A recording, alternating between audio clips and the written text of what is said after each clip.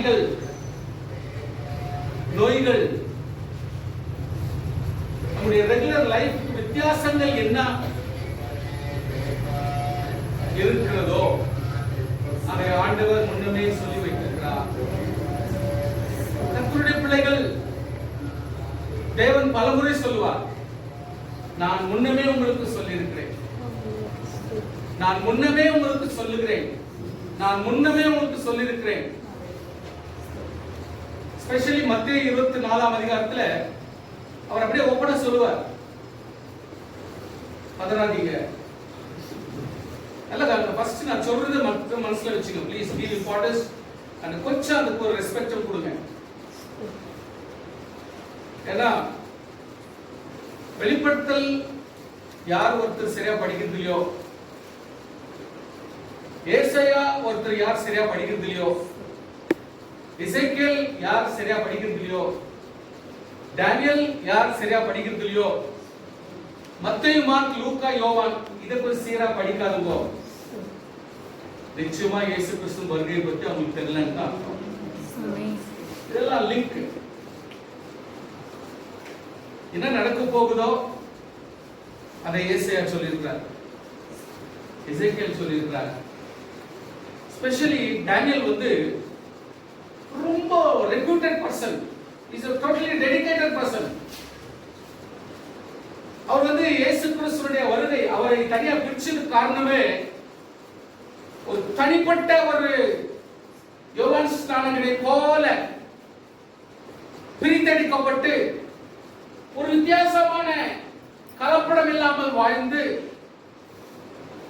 சரியான உண்மையான ஒரு வாழ்க்கையை வாழத்தக்கதாகவும், ராஜாக்களா இருந்தாலும் தீர்க்கதரிசிகளா இருந்தாலும் பெரிய பெரிய நபர்களா இருந்தாலும் தேவனாகிய கர்த்தர் என்ன மனுஷனுக்கு சொல்ல விரும்புகிறாரோ அதை தெளிவாகவே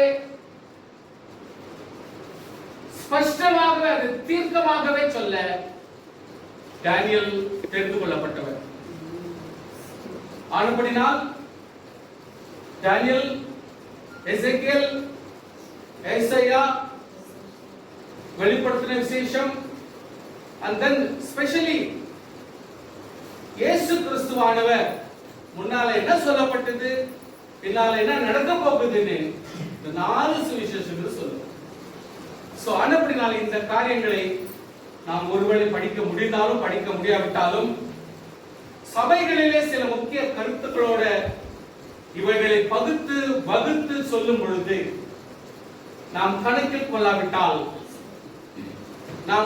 கொள்ளாவிட்டால் நிச்சயமாகவே என்ன நடக்க போது நமக்கு தெரியாத வாழ்வு இருக்கிறோம் அர்த்தம். உங்களுக்கு வெளிப்படுத்தல சில ஸ்மால் க்ளூ, அதுக்கு சப்ஜெக்ட் எடுத்து ஒரு நாள் சொல்லி கொடுக்குறேன் உங்களுக்கு. ஆனா இப்போ சும்மா ஒரு ப்ரீஃபேஸ் மாதிரி உங்களுக்கு முன்னுரை, இன்ட்ரோடக்ஷன் மாதிரி சிலதெல்லாம் சொல்லி கொடுக்குறேன். ஃபார் எக்ஸாம்பிள், யூ ஹேவ் 666 ன்னு சொல்லிட்டு வேத வசனத்துல அந்த நம்பர் சொல்லப்படுது.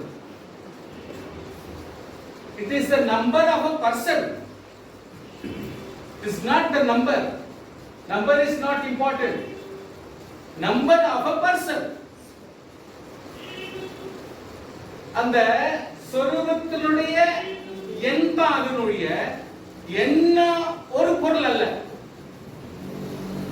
எந்த ஒரு சொரூபத்தை உலகம் ஏற்படுத்துதோ அந்த சொரூபத்திற்கு இவங்க கொடுக்கிற நம்பர் தான் அந்த 666. So please, what is that சொரூபம்? யார் அது? இதுல 3 விஷயம் அடங்கி இருக்கும். ஜெனரலா சொல்றேன், நல்லா புரிஞ்சுங்க. ஏன்னா இத வெளிப்படுத்தல் சொல்லும் பொழுது உங்களுக்கு சங்கடமா போயிட்டு போர் அடிச்சிடும் நிறைய படிக்க போனா. சிம்பிளா புரிஞ்சுங்க. 3 விஷயம். நம்பர் 1, உலக ஆட்சி. கடல் எத்தனை கடல் இருக்கிறதோ, இத்தனை கடல்கள் மத்தியிலே எது வல்ல அரசு,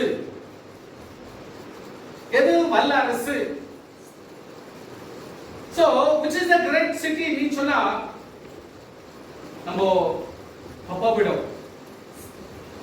ஒரு காலகட்டத்துல இங்கிலாந்து பேசியிருப்பீங்க, இன்னொரு காலகட்டத்துல அமெரிக்காவுக்கு வந்திருப்பீங்க, இன்னும் கொஞ்சம் காலகட்டம் பேக் வரும்பொழுது யூரோப்ல வந்து சேர்றீங்க. ஏன்னா அவங்க வந்து யுனைட் ஆகுறாங்க, 10 நாடுகள் ஒன்னா சேர்றாங்க. அதனால யூரோனுடைய வேல்யூ ஜாஸ்தியாகி அவங்க தான் பிரமாதமான சூப்பர் அரசு அப்படின்னு சொன்னாங்க. நல்ல கவனத்தில் வச்சுங்க ப்ளீஸ். சில விஷயம் உங்களுக்கு சொல்லும் பொழுது வெளிப்படையாய் ஊழியக்காரர்கள் பேச முடியாது. ஆண்டவர் சொல்லுகிறார், ஞானம் உங்களுக்கு விளக்கும் என்றார். வசனம் தான் இருக்குது. ஞானம் ஞானம் உள்ளவன் சிந்திக்க வேண்டும் அப்படின்னு சொல்றார். அதனால அந்த பாடத்துக்கு உங்ககிட்ட விட்டுறேன்.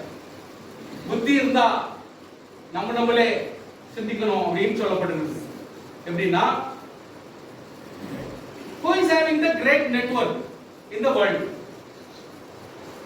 அமெரிக்கா வந்து அமெரிக்கால தான் ஆதிக்கம் செலுத்த முடியும், அவர் அதிகாரம் அங்க தான் பண்ண முடியும்.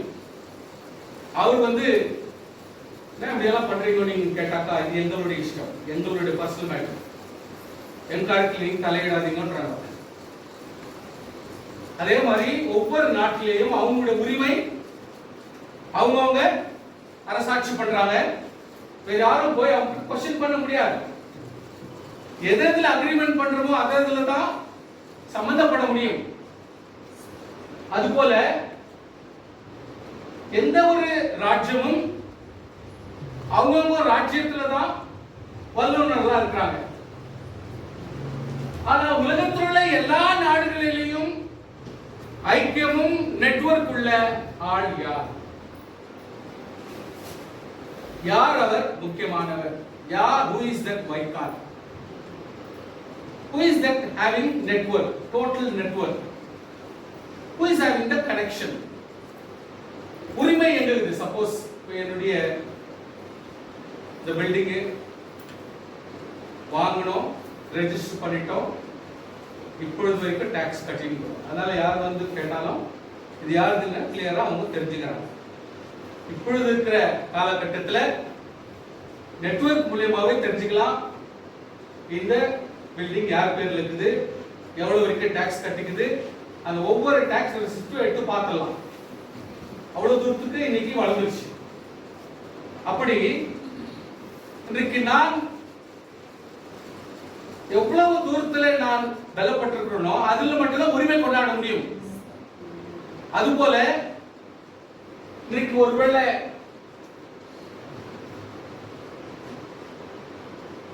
ரோமன் கேத்தலிக் எடுத்துங்க, சிஎஸ்ஐ எடுத்துங்க, பேப்டிஸ்ட் எடுங்க,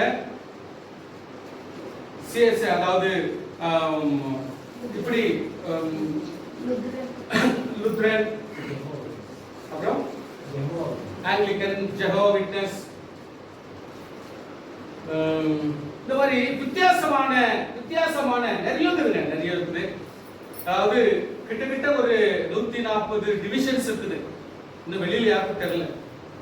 அவங்க ஒரு ஆர்கனைஸ் குரூப்ஸ் பண்ணிக்க வேண்டியதுதான். ஆனால் பென்டிகாஸ்டல்ல அப்படி எடுத்துக்கினா யார் போய் ஒவ்வொரு நாட்டிலேயும் அப்படிப்பட்ட உரிமையோட லேண்ட் வாங்கி ரெஜிஸ்டர் பண்ணி தாங்கிட்ட பத்திரத்தை வச்சிருக்கிறாங்க? இன்னைக்கு அழிக்க முடியாத இடத்தை யார் வச்சிருக்கிறது? ஒவ்வொரு நாட்டிலேயும் தனக்கு உரிமையுள்ள லேண்டுகளை வச்சு ரெஜிஸ்டர் பண்ணி அந்த இடத்துல இது எங்களுடையது சொந்தம் சொல்லி கொடுறது யார் சொல்லிக்க முடியுது? That means who is having the network, who is paid, who is the owner, who is the boss? So கர்த்தருடைய பிள்ளையே, பைபிள்ல வந்து இன்னைக்கு நான் படிக்கும்போது மெசேஜ் வரும்பொழுது கரடியை குறித்து பேசியிருக்கோம். சோ அந்த கரடி எந்த ஊருது? சிம்பிள். இப்படி அந்த சிம்பிள் உள்ள நாடு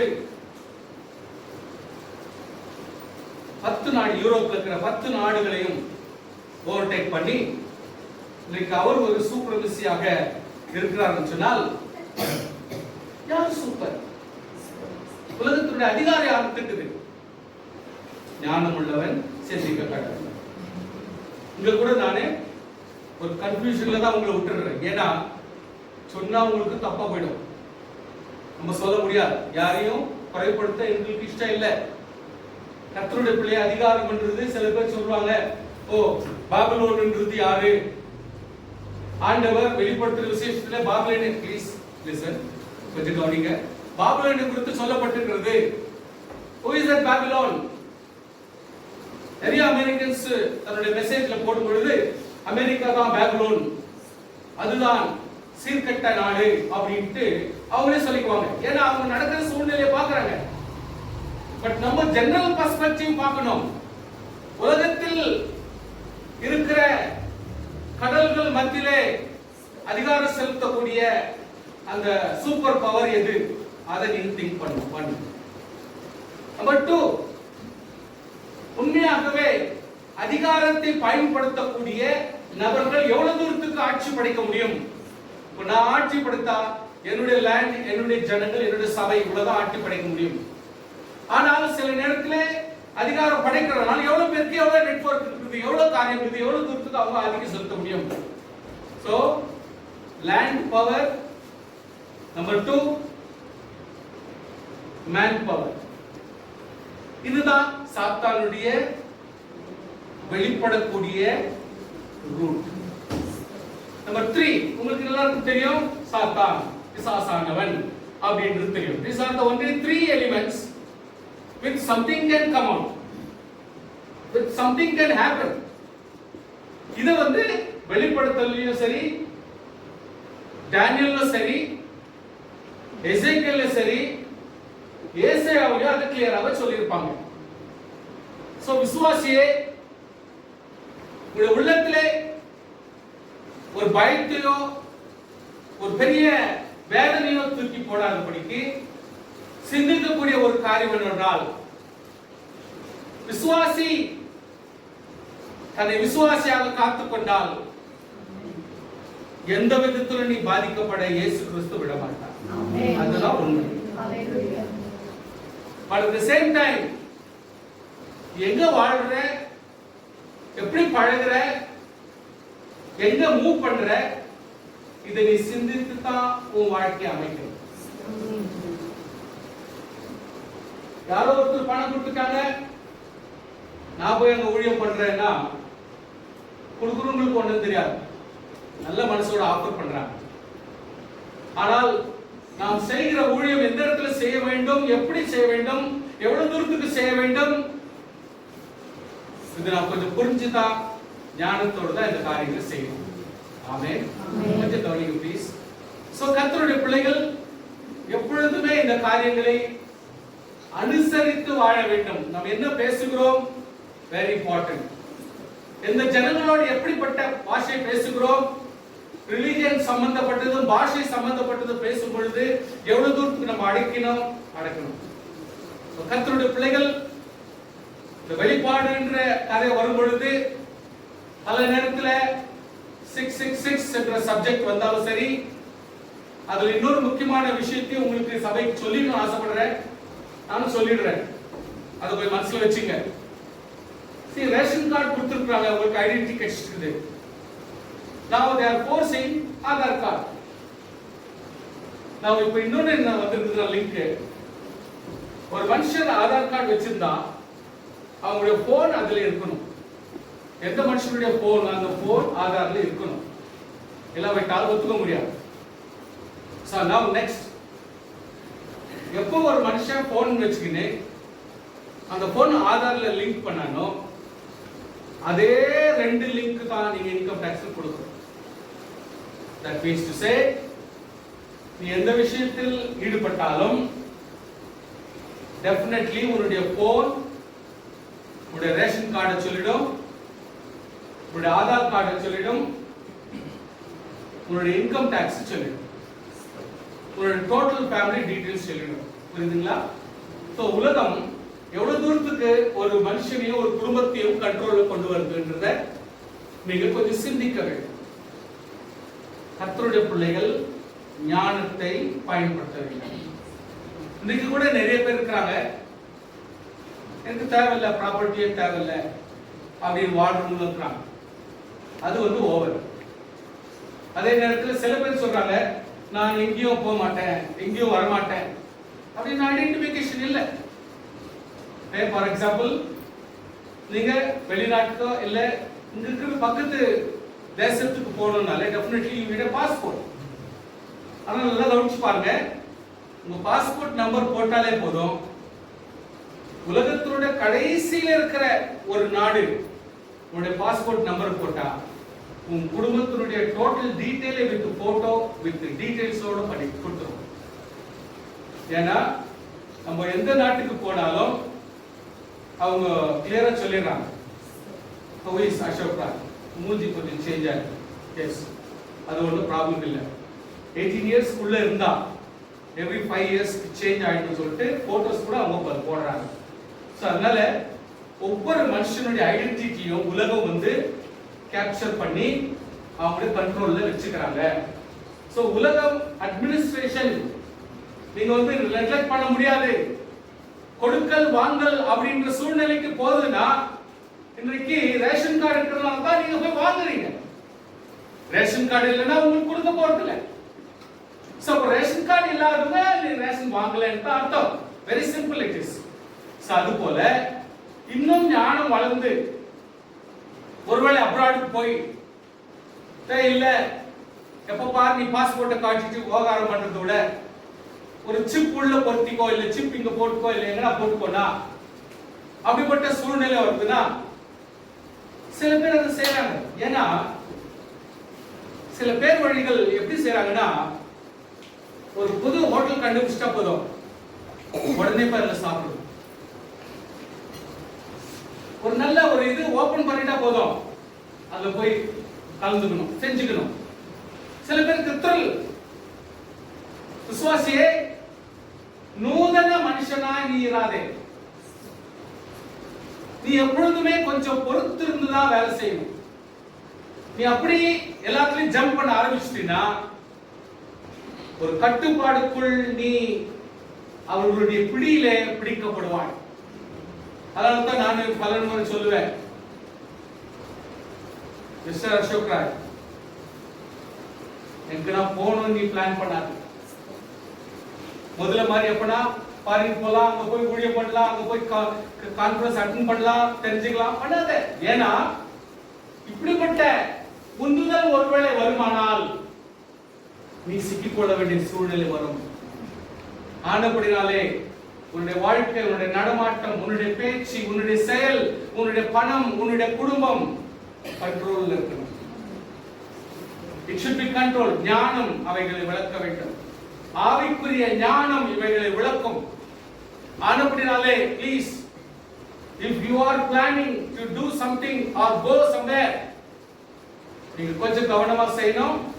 This is what the 666, இதனுடைய விளக்கம் தான் இவைகள் எல்லாம். ஆனபடினால பிசாசுடைய தந்திரங்கள், உலக அரசாட்சி, மனுஷ அரசாட்சி, பிசாசின் அரசாட்சி, இது மூணுடைய விளக்கம் தான் அந்த 666 என்றது. இன்டைரக்டாவோ தெரிஞ்சும் தெரியாமலேயும் நம்ம எல்லாரும் ஆதார் மற்ற சில காரியங்களால இன்வால்வ் ஆயிட்டு இருக்கிறோம். இருந்தாலும் எவ்வளவு தூரத்தில் அடக்கி வாசிக்க முடியுமோ அவ்வளவு தூரத்துக்கு வாசித்து கிறிஸ்தவனாய் வாழ்வதற்கு நாம் முயற்சி செய்ய வேண்டும். கர்த்தர் நிச்சயமாய் விசுவாசிகளுக்கு உதவியா இருப்பார். கரங்களை தட்டி ஸ்தோத்திரம் பண்ணுவாங்க. இப்படிப்பட்ட சில விளக்கங்கள், see there are a lot of things அந்த மாதிரி இருக்குது. அதனால விசுவாசிகள் கொஞ்சம் கூட நீங்க கவனமா, சே ஃபார் எக்ஸாம்பிள், அதாவது ஒரு 10 சாப்டர் படிக்கிறத ரொம்ப சிம்பிளிஃபை பண்ணி சொன்னோம்னா 1,44,000 பேர் பரலோகத்திலே பிதாவிற்கு என்ட்ரன்ஸ்ல இருப்பாங்க, அவங்களை கடந்துதான் மத்தவங்களா இருப்பாங்க அப்படின்னு சொல்லிட்டு ஒரு வேத வசனத்துல, அதாவது வெளிப்படுத்தல இருக்கு. What is that 1,44,000? அவங்க தான் கரெக்டா? நம்ம தான் கரெக்ட் இல்லையா? அப்ப அவங்க தான் விசுவாசியா? சார் ப்ளீஸ் கொஞ்சம் கவனிங்க, இதை ஹேண்டில் பண்ணாதீங்க ப்ளீஸ். தேங்க்யூ, என்ன கொஞ்சம் கவனிங்க ப்ளீஸ். ஏன்னா இதெல்லாம் ரொம்ப இம்பார்ட்டன்ட் விஷயம். நான் சொல்றேன் கேளுங்க. நீங்க படிச்சிருந்தா கூட சில நேரத்தில் எக்ஸ்பிளேஷன் புரியாது. 10 விளக்கங்களை கொடுத்து உங்களை கன்ஃபியூஸ் பண்ணிடுவாங்க. வெளிப்படுத்தல நீங்க போய் வியாக்கியானங்கள் ரெஃபரன்ஸ் எல்லாம் படிக்க போனா அவருடைய வியூ இப்படி, இவருடைய வியூ இப்படி, இவருடைய கணக்கு இப்படின்னு சொல்லிட்டு ஒருத்தரும் போட்டுருவாங்க. கட்சியில பார்த்தா இயேசு கிறிஸ்து கல்யாணம் பண்ணிக்கிறார், அவருக்கு வைஃப் இருக்குது, இது இருக்குது, பிள்ளைங்க, அவருக்கு ஏதாவது வாழ்ந்தார் என்னென்னோ போட்டுருவாங்க. You will be confused. So please understand certain theological, அதாவது வேத அடிப்படை சம்பந்தமான சில காரியங்களில் நீங்கள் உறுதியாக இருக்க வேண்டும். இருக்கிறதை இருக்கிறதாக நீங்கள் ஞானம் சிந்திக்கப்பட வேண்டும். இல்லாவிட்டால் you will be misguided. உங்க மனசுல அதாவது ஆண்டவருடைய இரக்கம் பெற வேண்டும் என்ற ஏமே இல்லாத போயிடும். ஆண்டவருடைய தயவு பெற்றுக்கொள்ள வேண்டும் என்ற ஏமே இல்லாத போயிடும். அதனாலதான் சில விஷயங்கள் நீங்க ரொம்ப கவனமா நீங்க படிச்சுக்கணும், தெரிஞ்சுக்கணும். விசேஷமாக who is that 1,44,000? ஆண்டவராகிய கர்த்தர் இங்க விளக்கமாக சொல்வார். இஸ்ரவேலுடைய பிள்ளைகள் 12 பேர். அந்த 12 பேர் பேர் சொல்லுங்க பார்க்கலாம்.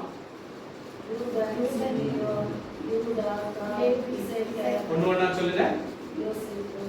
யோசேப்பு, யூதா, சிமியோன், ரூபன், காத், இசக்கார், நப்தலி. உங்களுக்கு தெரியல இந்த மாதிரி. சோ என்ன பண்ணிக்கிறாரு? every tribe, say for example Ruban. இந்த ரூபன் அப்படின்னு எடுத்துக்கினா அவனுக்கு 12,000 பேர் எலிஜிபிலிட்டி கொடுத்திருக்கிறார் ஆண்டவர். அவங்க கர்த்தருக்குள் எடுத்துக்கொள்ள ஆசீர்வாதத்தை பெற்றுக் கொண்டார்கள், உண்மையா வாழ்ந்திருக்கிறாங்க. ஸ்தோத்திரம், ஹல்லேலூயா. அவங்க பரிசுத்தமா வாழ்ந்திருக்கிறாங்க. நன்றி சொல்லுங்க பார்க்கலாம். ஹல்லேலூயா. அந்த காலத்துல அந்த அளவுக்கு டீச்சிங் இல்லன்னா அவங்க வாழ்ந்திருக்கிறாங்க. ஆண்டவர் பிரியப்பட்டிருக்கிறார். அதனால ஆண்டவர் என்ன பண்ணிருக்காரு? அந்த 12,000 பேர் ரூபனுடைய லைஃப்ல இருக்கிற எவ்வளவு லட்சம் இருந்தாலும், கோடி இருந்தாலும் 12,000 பேர் பரலோகத்திலே கொண்டு போய் சேர்க்கப்பட்டார்கள். ஆல்ரெடி ரெஜிஸ்டர் பண்ணிட்டு இருக்காங்க. Now it's become authenticated. அதே போல 12 into 12,000 அங்க போயிட்டு ஆல்ரெடி டிக்ளேர் ஆகி இவங்க பரலோகத்திலே சேர்ந்துட்டாங்கன்னு அர்த்தம் ஆகி போச்சு. நம்மளுக்கு தான் புக் எடுக்கணும், நமக்கு தான் எல்லா டீடைல்ஸ் எடுக்கணும். ஆனா அவங்களுக்கு ஆல்ரெடி டீடைல்ஸோட கூட பரலோகத்துல போய் சேர்ந்தாச்சு. அவங்க தேவதூதர்களுக்கு முன்பாகவும், 4 மூப்பர்களுக்கு முன்பாகவும், 7 குத்துகளுக்கு முன்பாகவும் அவர்கள் தேவனை துதித்துக் கொண்டிருக்கிறார்கள். So 1,44,000 people already from Israel, அந்த ட்ரைப்ல இருந்து எல்லா ட்ரைப்ஸும் அந்த இடத்துல ஆல்ரெடி செட்டில் ஆயிட்டாங்க. They are chosen, selected and elected, finished. ஆனால் ஜான் இயேசு கிறிஸ்துவினுடைய ஆஃப் பிரதர், இயேசு கிறிஸ்துவினுடைய ஆஃப் பிரதர், இயேசு கிறிஸ்து பிறந்தவர் இந்த ஜான் வெளிப்படுத்தல் மூலமாக பரலோகத்துக்கு போன பொழுது மட்டும்தான் இவரால நமக்கு ஒரு டீடைல் கிடைக்குது. என்னன்னு கேக்குறாரு, ஆண்டவரே இங்க பின்னாடி இவ்வளோ கோடிக்கணக்கில், இங்க ஏதோ 1,44,000 பரவாயில்ல, ஆனால் இங்க இருக்கிறாங்க பாருங்க, எண்ணிறந்த கடல் போல ஜனங்கள், இவங்கெல்லாம் யார் ஆண்டவரே அப்படின்னு சொல்லிட்டு ஜான் கேக்குறாரு. வெரி குட், வெரி குட், நல்ல கேள்வி கேட்ட நீ அப்படின்ற மாதிரி ஆண்டவர் என்ன பதில் சொல்றாரு? இவர்கள்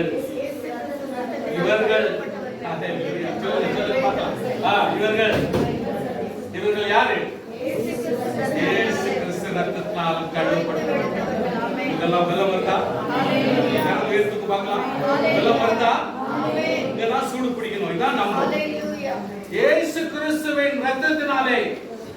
Who is that 1,44,000? It is the Jews. It is the Jews. It is the Jews. யூதர்களுக்கு அவ்வளவு பிரெஃபரன்ஸ், யூதர்களுக்கு உரிமை கொடுத்தார். ஆனால் ஆண்டவர் தெளிவாக சொல்லுகிறார், என் இரத்தத்தினால் கழுவப்பட்டு, அவருடைய வஸ்திரம் வெளுக்கப்பட்டு, வெண்மையாக்கப்பட்டு என்னிடத்தில் சேர்ந்த இவர்கள் கண்ணீரை தேவன் துடைப்பார். அவருடைய கண்ணீரை இயேசு கிறிஸ்துவை துடைப்பார், பர்சனலாக துடைப்பார். இயேசு கிறிஸ்து பர்சனலாக துடைப்பார். அதான் நாம் ஹalleluya. ஆண்டவர் இந்த இடத்துல இன்னும் தெளிவாக சொல்வார். யூதன் அங்க கூட சொல்வார், வெளிப்படுத்தல கூட சொல்வார், யூதன் என்று கிரேக்கன் என்று கிடையாது. நீ கழுவப்பட்டால், இரத்தத்துல கழுவப்பட்டால் மட்டுமே, அங்கேயும் நீ ஆசீர்வாதத்தை எழுந்து விட்டால் உனக்கு அங்கேயும் இடம் கிடைக்காது. யூதன் என்று நீ சொல்லி உன்னுடைய உரிமையை நீ விட்டு கொடுத்தால் நிச்சயமாக அந்த இடத்துல உனக்கு இடம் இல்லை என்று ஆண்டவர் சொல்கிறார். That means to say, உனக்கு நித்திய ஜீவன் இல்லை என்று சொல்கிறார். ஆனபடினாலே கண்ணீரை அவர்களுக்கு துக்கம் இல்லை. ஹalleluya. இனி மனக்கசப்பு இல்லை, வெயில் அவர்கள் மேல் படுவது இல்லை, வெளிச்சம் அவர்களுக்கு கிடையாது. இயேசுவே அவர்களுக்கு வெளிச்சமாக இருப்பார். டீடைல்ஸ் நிறைய சொல்லினோம், அவங்களை பத்தி எக்ஸ்பிளனேஷன்ஸ் நிறைய வரும். சுவாசியே 1,44,000 என்ற விவரம், 1000 என்ற விவரம் டெஃபினெட்லி புரிஞ்சுங்க. வெறும் 1,44,000 மட்டும் படிச்சு விட்டு உலகான விவரம் படிக்கிறதல்ல புத்தி. புத்தி எது? அதற்கு பின்பாக இருக்கிற எண்ணிறந்த கடல் போல இருக்கிற ஜனங்கள் யார்? அவர்கள் தான் இந்த காலகட்டத்திலே கர்த்தருக்குள் ரட்சிக்கப்பட்டு இரத்தத்தினால் கழுவப்பட்டு இயேசு கிறிஸ்துவுக்கு இரத்த சாட்சியாய் மரிக்கிற நாம். ஹalleluya. பிரயாசத்திலும் வேதனையிலும் துக்கத்திலும் பட்டினியிலும் குறைச்சலிலும் அவமானத்திலும் நிந்தையிலும் வேதனையோடு வாழ வேண்டிய சூழ்நிலை வந்தாலும் வாழ்கிற நம்மை கர்த்தர் அந்த இடத்துல கொண்டு போய் சேர்க்கிறார். நமக்கு நித்திய ஜீவனை கொடுக்க போதுமானவர்களாய் ஆனதினால கர்த்தர் சொல்லுகிறார். இந்த ஃபர்ஸ்ட் 1,44,000 குரூப்பை பார்க்கலாம். இவர்களுக்கு தான் ஆண்டவர் நிறைய எக்ஸ்பிளனேஷன்ஸ் கொடுக்கிறார். அவர்களுக்கு தேவன் எப்படி பராமரிப்பேன் என்பதை குறித்து அவ்வளவு அழகான எக்ஸ்பிளனேஷன்ஸ் கொடுப்பார். அதையும் பார்க்கலாம். ஆனபடியா விசுவாசியே, ரெண்டு சப்ஜெக்ட் இன்றைக்கு புரிஞ்சுக்கணும். ஒன்னு 666 சும்மா ஞாபகப்படுத்திங்க, உங்க மைண்ட்ல வச்சுக்கோங்க. என்ன படிச்சோம்? 666. 666 முக்கிய நோக்கம் வல்லரசு, வல்ல மனுஷன், சாஸ்திரனுடைய ஆளுகை. இந்த மூணுல தான் வரும். Why it is?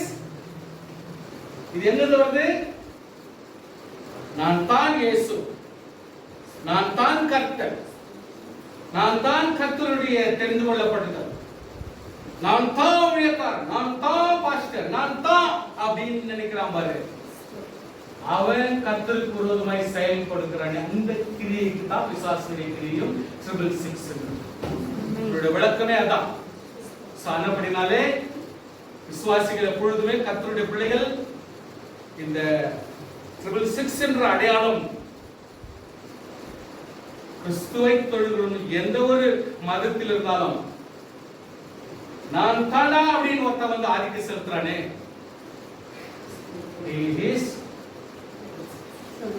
கர்த்தருடைய பிள்ளையே நம்முடைய வாழ்க்கையில அப்படி குட்டி 666 ஆக நம்ம இருக்கக்கூடாது.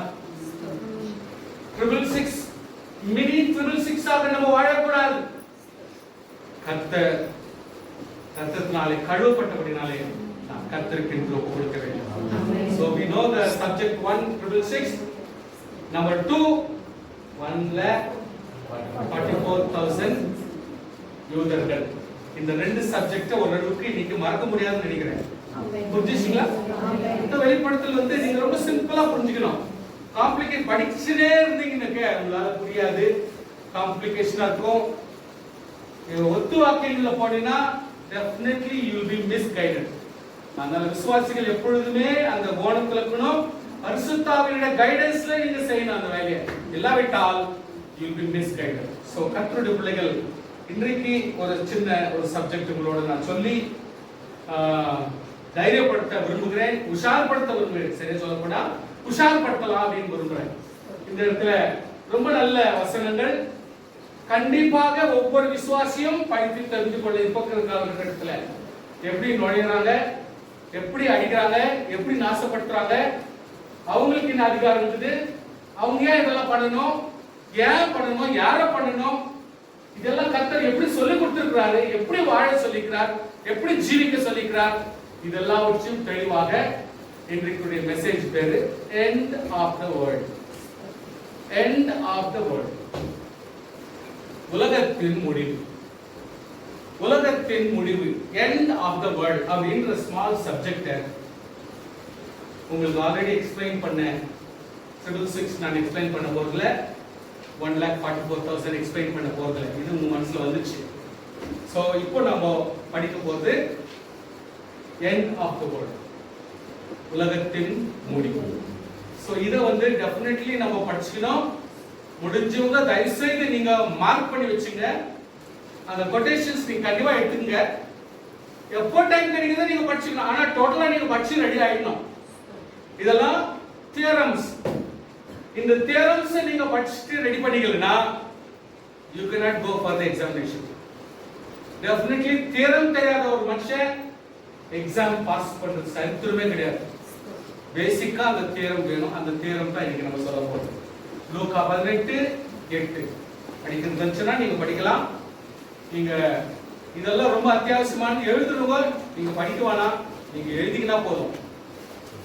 நீங்க நான் இது எடுத்துக்கணும், 4 பேருக்கு சொல்லணும், நான் 4 பேருக்கு சொல்லி கொடுத்தா எனக்கும் பலப்படும், சொல்றதுல ஒன்றும் தப்பு இல்லை அப்படின்னு நினைக்கிறவங்க நீங்க யாரா இருந்தாலும் இது எடுத்துக்கலாம். விசுவாசியா கூட சரி, நீங்க இந்த கொட்டேஷன்ஸ் கண்டிப்பா எடுத்துட்டு இதை மட்டும் மறக்க கூடாது, கண்டிப்பா எழுதி நீங்க வச்சுக்கணும். சார், சீக்கிரத்திலே அவர்களுக்கு நியாயம் செய்வார் என்று உங்களுக்கு சொல்லுகிறேன்.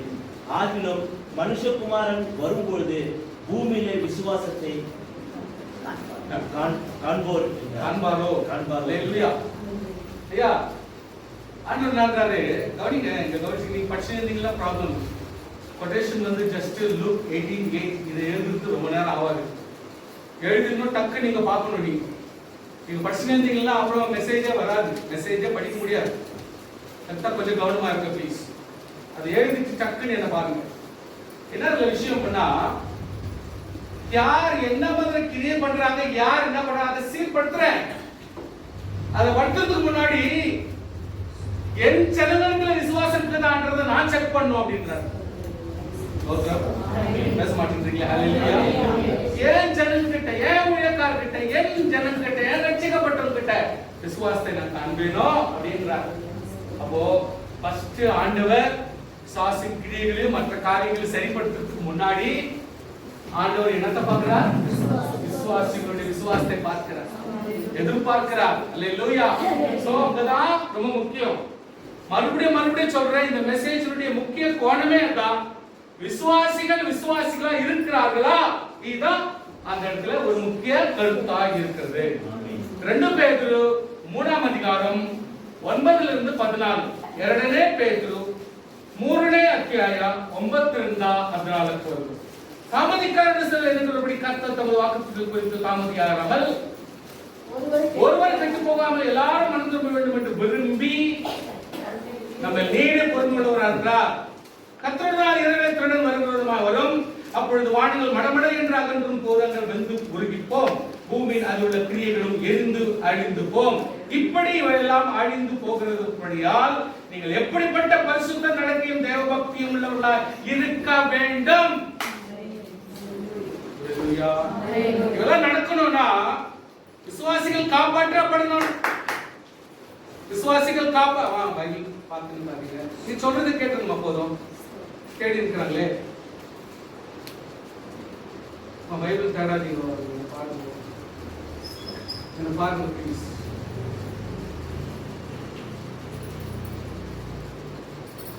ஓகே, நல்ல மிஸ். அதாவது சாஸ்திரானவனுடைய பெரிய கதையை என்னன்னா அவங்க மைண்ட் டைவர்ட் பண்றதுதான். ஏன்னா இது ஒரு முக்கியமான விஷயம், மூல உபதேசம். இந்த பேக்ரவுண்ட் இந்த ஒரு கதைகளை பார்க்கணும், நமக்கு கொஞ்சம் உஷாரா இருக்கணும். எவ்வளவு சேஃப்டியா நம்ம பத்திரமா இருந்துடலான்றதுக்கு தான் நான் தெளிவா இந்த வசனத்தை சொல்லுகிறேன். சோ விசுவாசிகள் எப்படிப்பட்ட பரிசுத்த நடக்கையும் தேவபக்தி உள்ளவர்களா இருக்க வேண்டும் இருந்தால் கர்த்தர் சகலவற்றையும் அழித்து நாசம் பண்ணி கர்த்தருடைய பிள்ளைகளை தாமடத்திலே சேர்த்து கொண்டு நித்திய ஜீவனை கொடுக்க முடியுமானால் எப்படிப்பட்ட பரிசுத்தமும் பரிசுத்த நடக்கையும் நம்முடைய வாழ்க்கையில் இருக்க வேண்டும். தீர்மானம் பண்ணணும். தேவனுடைய நாள் சீக்கிரமாய் வரும்படி வரும்படிக்கு மிகுந்த ஆவலோடு காத்திருங்கள். அந்த நாளில் வானங்கள் வெந்து அழிந்து பூதங்கள் எரிந்து விழுந்துட்டு போம். அவருடைய வாக்குத்தின்படி நீதி வாசமாயிருக்கும். பூமியை புதிய வானங்களும் புதிய பூமி உண்டாக்கும் என்று காத்திருக்கிறோம். ஆகையால் பிரியமானவர்களே, இவைகள் வர காத்திருக்கிற நீங்கள் சார் கரை அற்றவர்களும் பிழை இல்லாதவர்களுமாய் சமாதானத்தோடு அவர் சந்நிதியில் காணப்படும்படி ஜாக்கிரதையாய். பதற்றம் வேண்டாம், ஆத்திரப்பட வேணாம், டென்ஷன் பண்ணிக்காத சாமி.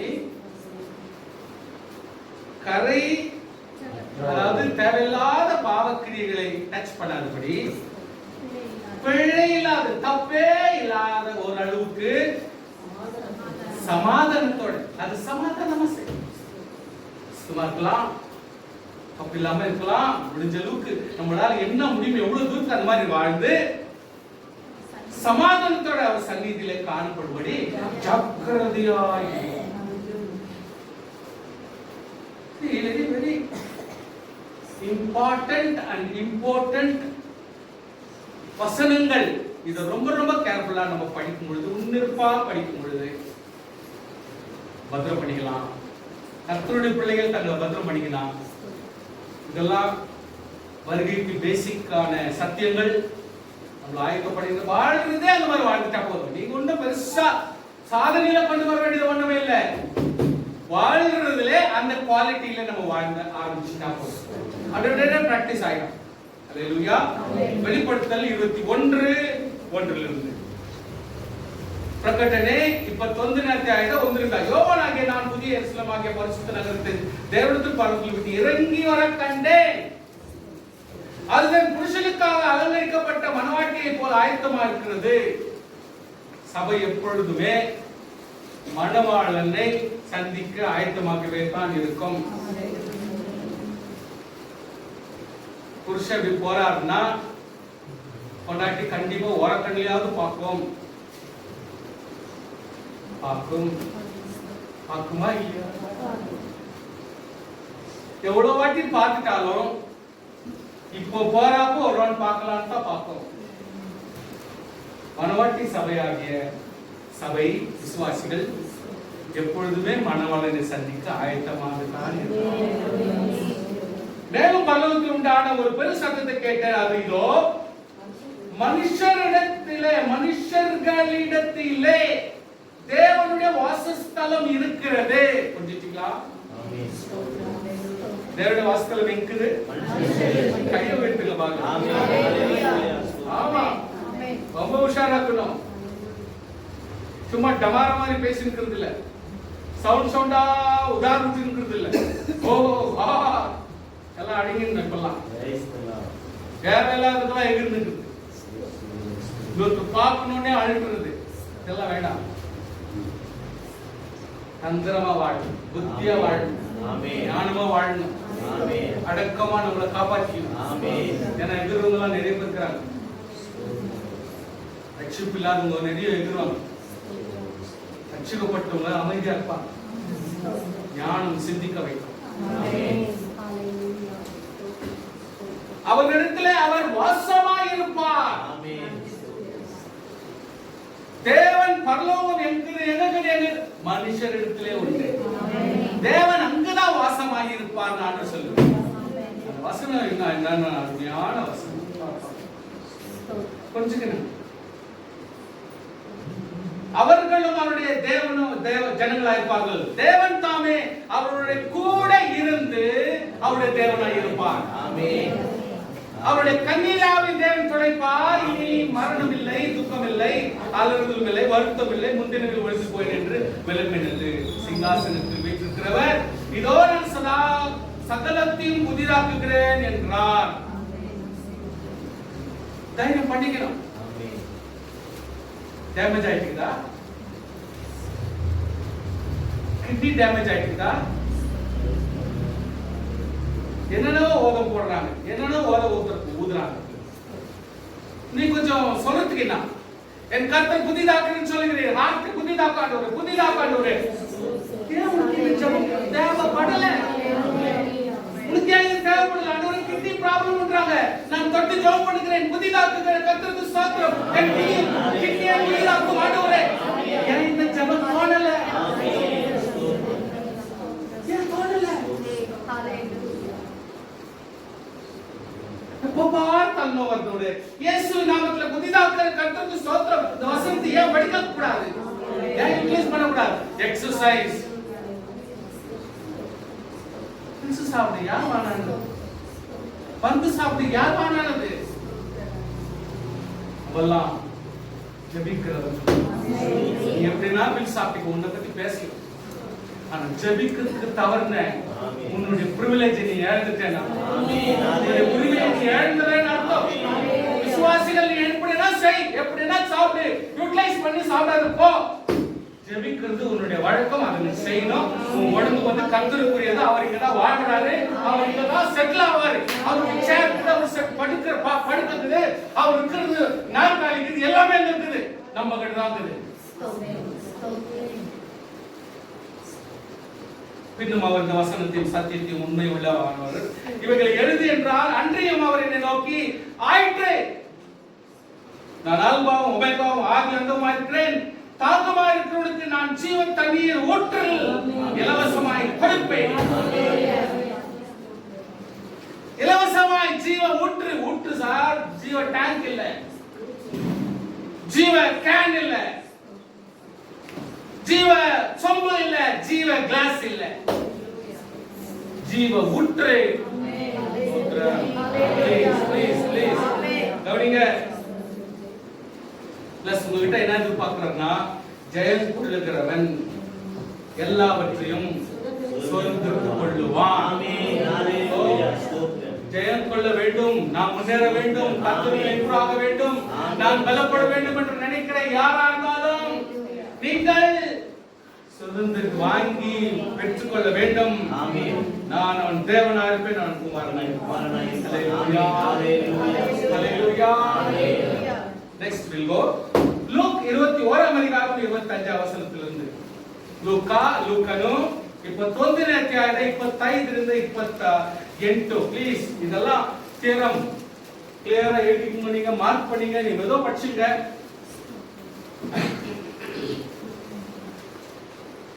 சூரியனும் சந்திரனும் நட்சத்திர அடையாளங்கள் தோன்றும், பூமியின் மேலுள்ள ஜனங்களுக்கு தத்தளிப்பும் இழுக்கணம் உண்டாகும்.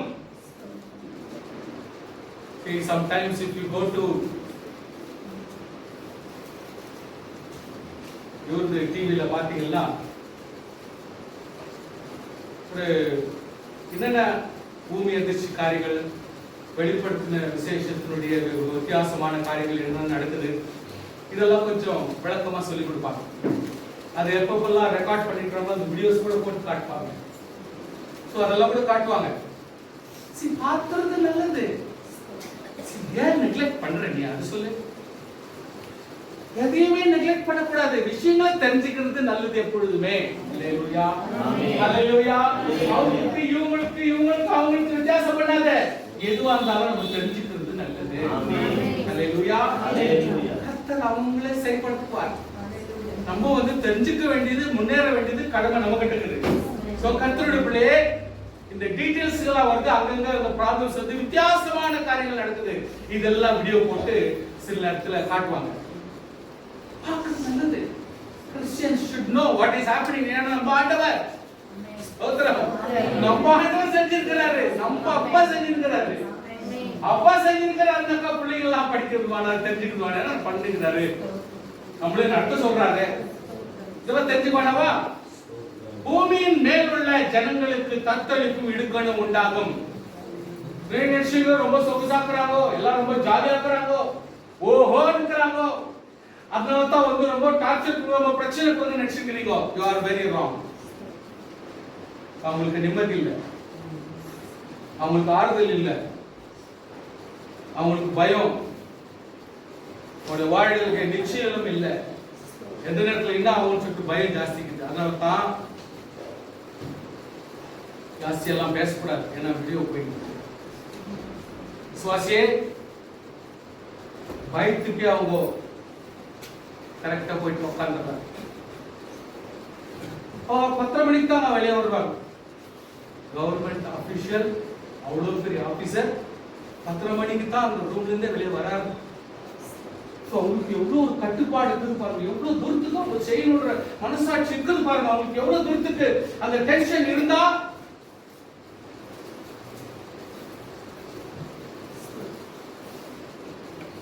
சந்திரன் பெருசா வருது, அப்படி இப்படி வந்து மறைஞ்சிருது. சரி, அப்புறம் கொஞ்சம் கொஞ்சமா அந்த டார்கஸ்ட் டைம்ல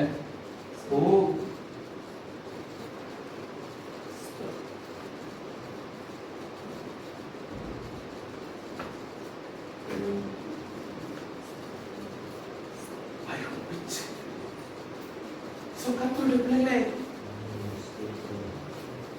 கர்த்தருடைய பயம் நம்ம கிட்ட இருந்தா நம்ம ஜெபிப்போம். கர்த்தருடைய அந்த ஆசீர்வாதம் வேணும் நம்ம நினைச்சா நம்ம போயிட்டு ஆண்டவர் சமூகத்துல ஓய்வு கிடப்போம். செய்றாங்களே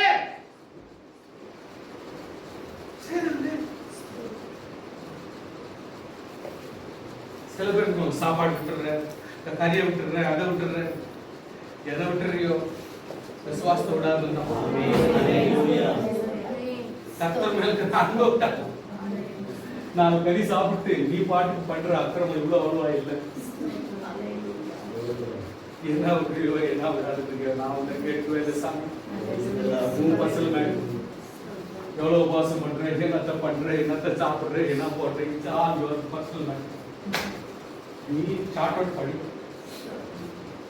டயபெட்டிஸ் இருக்குதா, ஹார்ட் ப்ராப்ளம் இருக்குதா, உங்க வாழ்க்கையில் இன்னொரு ப்ராப்ளம் இருக்குதா, அக்கார்டிங்லி உன் டைம்ல உபவாசம் எடுத்துக்கோ, என்ன சாப்பிடணும் சாப்பிட்டுக்கோ, எப்படி பார்த்து மெயின்டைன் பண்ணி ஆதியானவருக்கு சொல்லி கொடுப்பாரு. அதெல்லாம் நான் பேசக்கூடாது.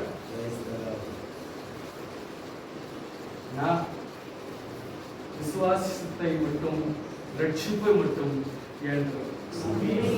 அது இல்லாம வாழாதே. ஹல்லேலூயா, ஹல்லேலூயா.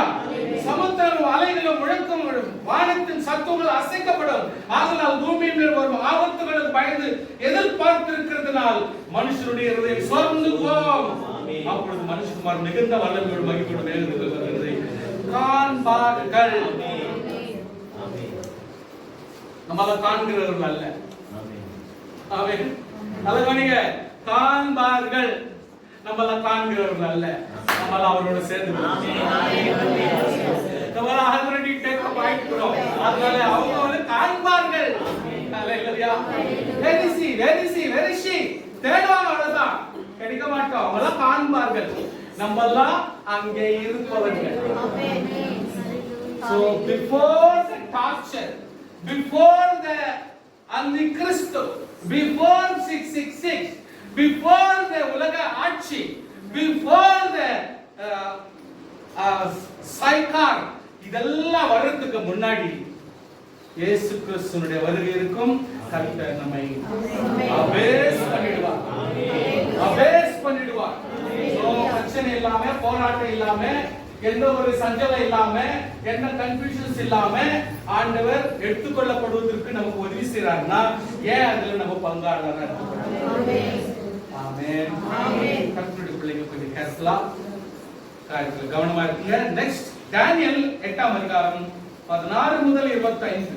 தானியேலும் என்ட்ரியாயதா அதனார் இருந்தா 25 வரைக்கும். அன்றைய காபிரியேல் விளங்க பண்ணு என்று ஊலாய் மத்தியிலே கூப்பிட்டு சொல்லுகிற ஒரு மனுஷன் சத்தத்தை கேட்டேன்.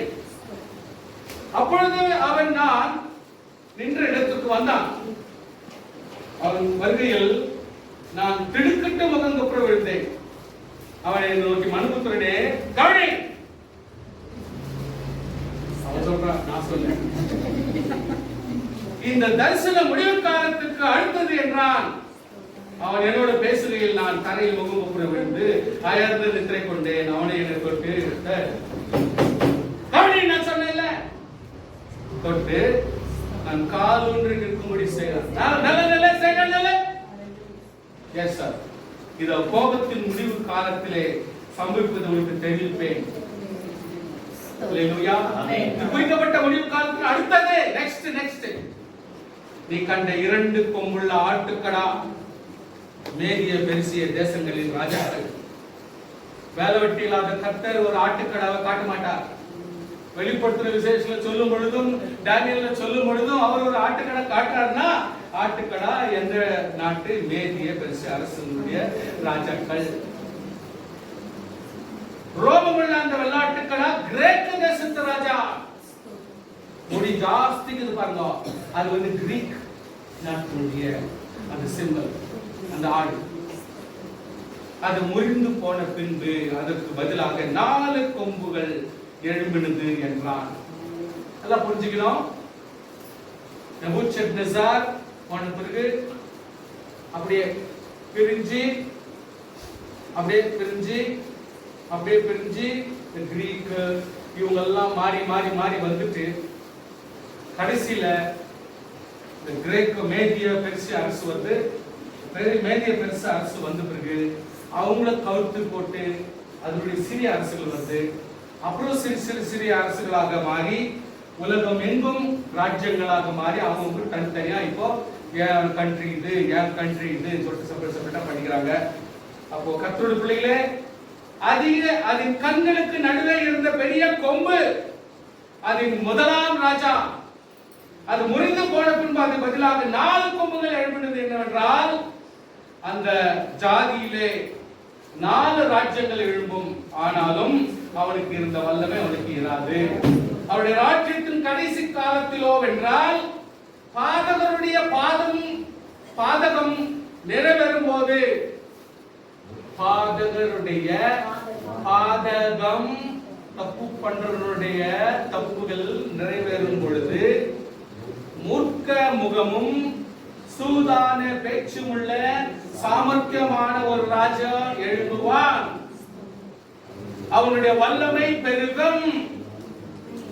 ஆனாலும் அவனுடைய சுய பலத்தினால் அல்ல, அவன் அதிசயமான விதமாக அமிழ் உண்டாக்கி அனுகூலம் பெற்று கிரியை செய்து பலவான்களையும் பரிசுத்த ஜனங்களையும் அழிப்பான்.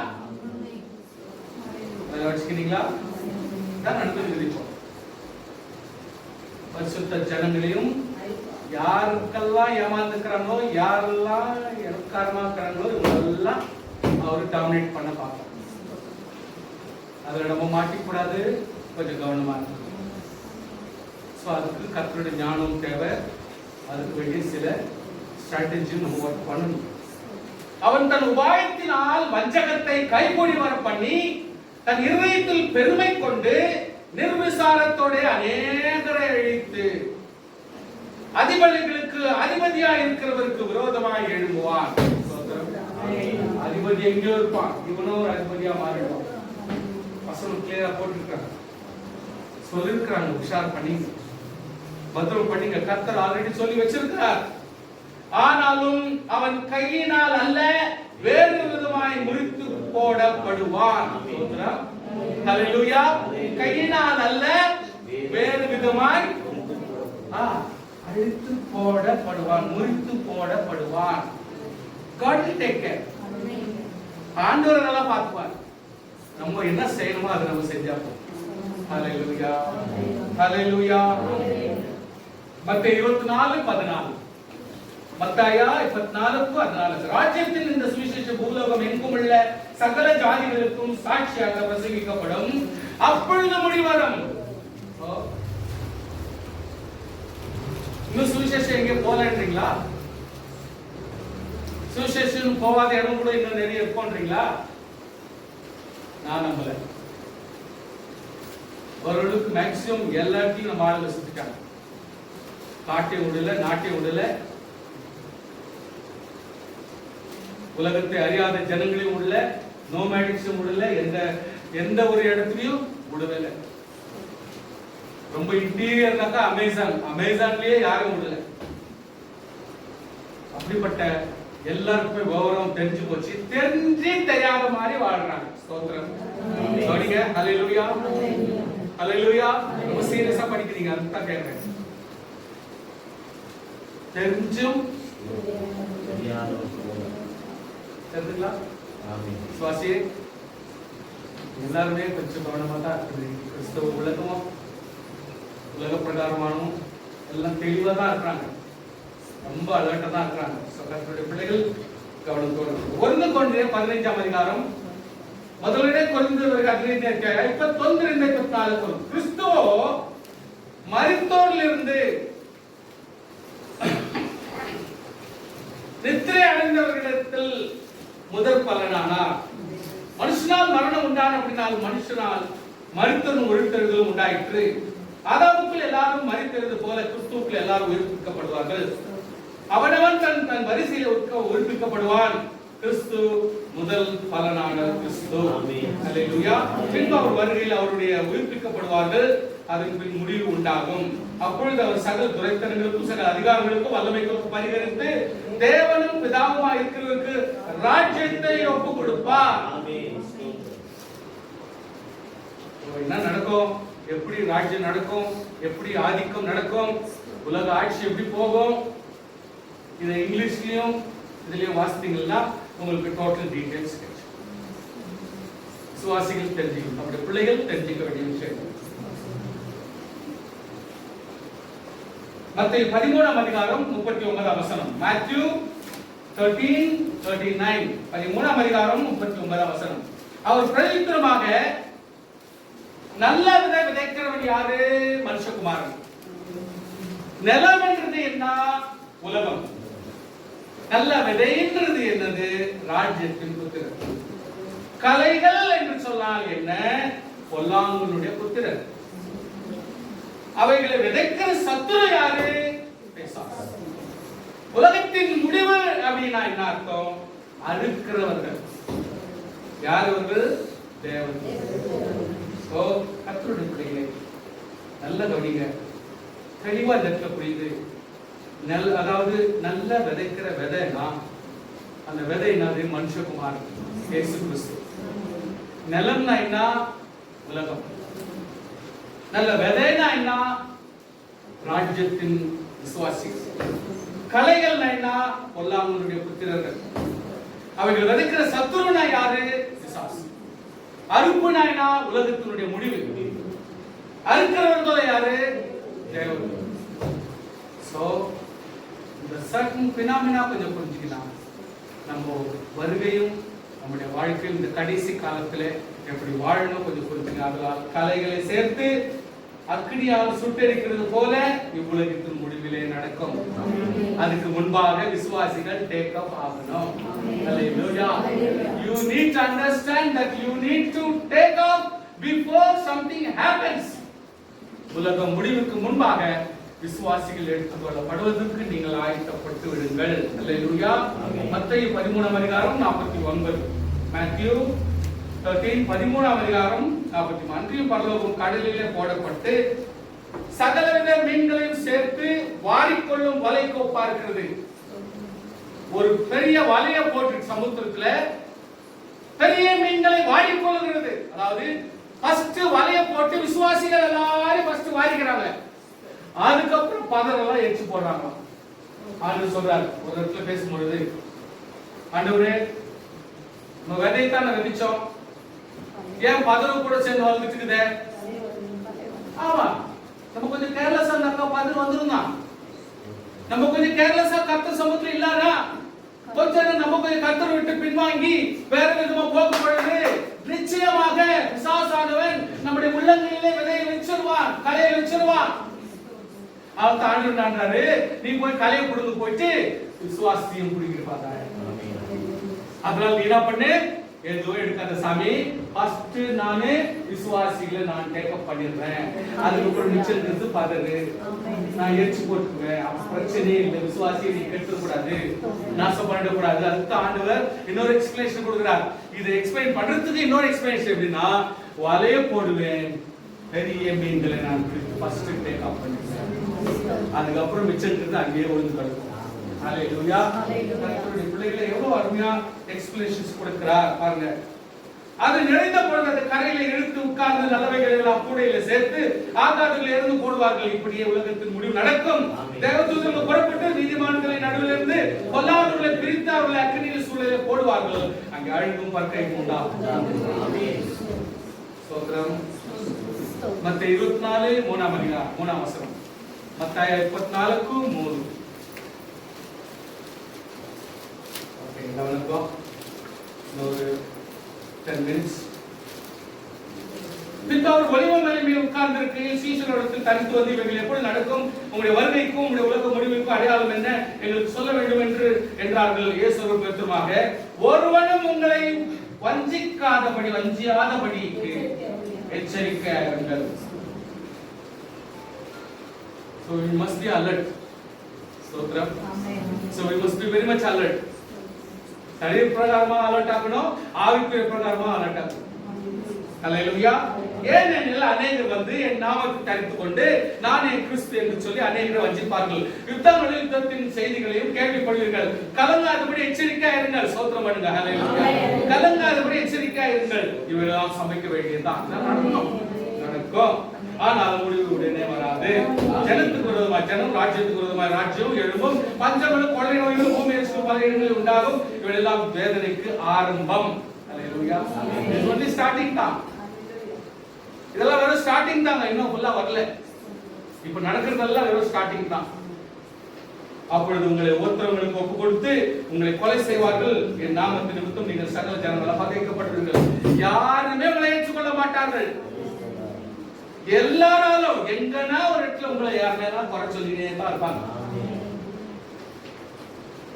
என் நாமத்தின் நிமித்தம் சகல ஜனங்கள் பகைப்படுவீர்கள். அப்பொழுது அநேகர் இடர்கள் அடைந்து அநேகர் இடர்கள் அடைந்து ரொம்ப வசனம் ஆயிப்போது, துக்கம் ஆயிப்போது, சமாதானமே இல்லை. என்னடா எவ்வளவுதான் கஷ்டப்பட்டாலும் இந்த வீட்டுல ஒரு நல்ல பாட்டியே வருது. எவ்வளோ வருஷமா பாடுபட்டுட்டேன், ஒரு நல்ல வார்த்தைன்னு சொல்லி என்கரேஜ் பண்ணுவாங்க. அப்பா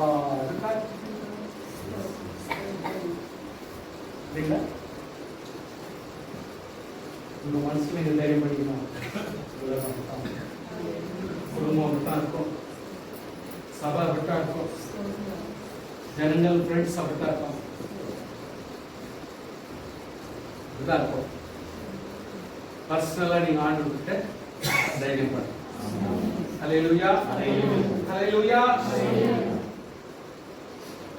என் நாமத்தின் நிமித்தம் நீங்கள் சகல ஜனங்களால் பகைக்கப்படுவீர்கள். அப்பொழுது அநேகர் இடர்கள் அடைந்து ஒருவருடைய காட்டி கொடுத்து, நான் இல்ல அவன் தான், இவன் இல்ல இவன் தான், இவன் தான், அவன் தான், அவங்க தான் உங்களுக்கு இருக்காங்க, இவங்க தான் காட்டி கொடுத்தாங்க, நீ தானே திட்டின, நீ தானே எனக்கு ஒரு மாதிரி பேசின. எவ்ரிவேர் எந்த காயத்தை ஒத்துக்க முடியாது. எவ்ரிவேர் டைவர்ட் பண்றது தான். வர்றது அப்படியே ரிஃப்ளெக்ட், இங்க வர்றது அப்படியே ரிஃப்ளெக்ட், இங்க வர்றது ரிஃப்ளெக்ட். நம்முடைய வாழ்க்கையில எப்பொழுதுமே ஒரு தப்புனா எஸ் அப்படின்னு சொல்லிட்டு ஒத்துக்கிறதுக்கு நம்ம மனசாட்சியில வரவே வராது. எவ்ரி டைம் நீ ரொம்ப யோகியம் தான், நீ ரொம்ப ஒழுங்கு தான், கட்சியில எதுவும் பண்ண முடியலன்னா நீ ரொம்ப யோகி தான் ஒழுங்கு. ஆமா நீ கரெக்டா, நான் தான் ரொம்ப மோசம் விட்டு அதுல கூட ஸ்டண்ட். இன்னைக்கு அதாவது இதுதான் நடக்குது. ஒரு விசுவாசியா மாதிரி பிஹேவ் பண்றது இல்ல. ஓகே சரி விட்டுரு, ஓகே சமாதானம் ஆயிடுச்சு, அப்பாச்சு வராது. இதான் விசுவாசிகள் வாழ்க்கையிலே மாற்றம் வர்றதில்ல. அநேக கலத்திற்கு எழும்பி அநேகரை வஞ்சிப்பார்கள், அக்கிரமம் மிகுதியாக அநேகருடைய அன்பு தழிந்து போம். எப்போ பிரச்சனையும் போராட்டமும் உள்ள வீட்டுல கன்ஃபியூஷன்ஸோ அங்கங்க கலகங்களும் உருவாகுதோ,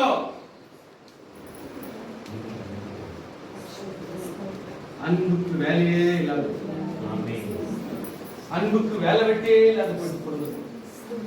எப்ப பார் பிரச்சனை, எப்ப பார் பிரச்சனை. அப்படியே எப்படி இந்த ரோட் சைடுல வாழ்ந்துருப்பாங்க சென்னையில, என்னன்னா இந்த ரோட் சைட்லயே போங்க, அங்கேயே உட்காந்துட்டு பண்ணிருப்பாரு, சூப்பர் வேலை. இங்க உட்காந்து ஒருத்தர் சாப்பிட்டே இருப்பாரு, கூப்பிடுறப்ப அருமையா ஒரு நல்ல கெட்ட வார்த்தை சொல்லி கூப்பிடுவாரு. அவங்க லைஃப் ஸ்டைல் அப்படி ஆயிப்போச்சு. அது அவங்க யாருமே மிஸ்டேக் பண்ணிக்கிறது இல்லை. ஏன்னா அவங்க டெய்லி அப்படிதான் கூப்பிடுறாங்க, எப்படிதான் வாழ்றாங்க. நம்ம ஸ்டைல் எப்படி மாறணும், நம்ம ஸ்டைல் மாறணும், நம்ம கிறிஸ்தவ ஸ்டைல் மாறணும். இல்லாவிட்டால் முடியாது. முடியில் பரிந்தும் நிலையில் இருப்பவனே ரட்சிக்கப்படுவான். ராஜ்யத்தினுடைய சுவிசேஷம் பூலோகம் என்ற சகல ஜாதிகளுக்கும் சாட்சியாக பிரசங்கிக்கப்படும். அப்பொழுது ஆமென். ஆமென்.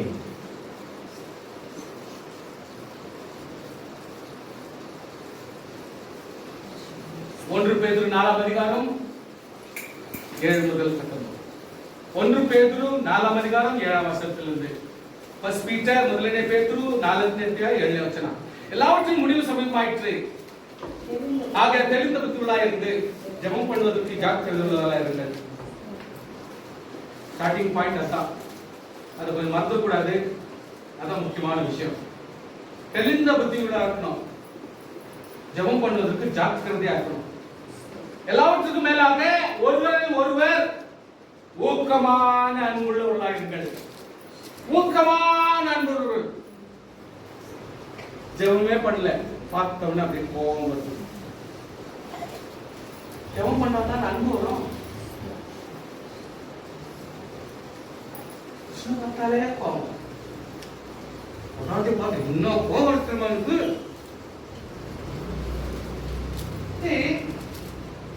சுபாவ அன்பு இல்லைன்னா யாரும் ஒண்ணு பண்ண முடியாது. கிறிஸ்தவ அன்பு இல்லைன்னா ஒண்ணு பண்ண முடியாது. பார்த்தாலே அவங்களுடைய கோபம் அப்படி இருக்கும். வெளித்துல காட்ட மாட்டாங்க, நல்ல மாதிரி தான் இருப்பாங்க. திட்டினே தான் போயிட்டு இருப்பாங்க. நீ நினைச்சிருக்கிற மனசுக்குள்ளே திட்டி போயிருக்கிறாங்க. தெரியல. இதான் உலகம், இதான் குடும்பம், இதான் மனுஷனுடைய தனிப்பட்ட மனுஷர்கள். ஒவ்வொரு செகண்டும் கிறிஸ்துவுக்குள்ளாக பலப்பட வேண்டும். ஹல்லேலூயா. ஆவியில் சீர்பட வேண்டும். அம்மா கொஞ்சம் பாருங்க, என்ன அம்மா என்ன கொஞ்சம் பாருங்க. ரொம்ப டீடைலா படிக்க ஆரம்பிச்சிருக்கீங்க. பயமா இப்போது இருக்கு. சீரா கவுந்துக்குனாக்கா எப்படித்தான் நான் எக்ஸ்பிளைன் பண்ணிட்டேன். என்ன நான் எக்ஸ்பிளைன் பண்ணுவேன். நீ பாட்டு படிச்சு போயிடலாமே. டைப் பண்ணி லிஸ்ட் கொடுத்தா நீ பாட்டு படிச்சுக்கலாமே. நான் டைப் பண்ணி லிஸ்ட் கொடுத்தலாம் ஈஸியா. நானே ஊக்கமான அன்புள்ளவர்களாய் இருங்கள். அன்புத்தரான பாவங்களை மூடும். முறுமுறுப்பில்லாமல் ஒருவரை ஒருவர் உபசரியுங்கள்.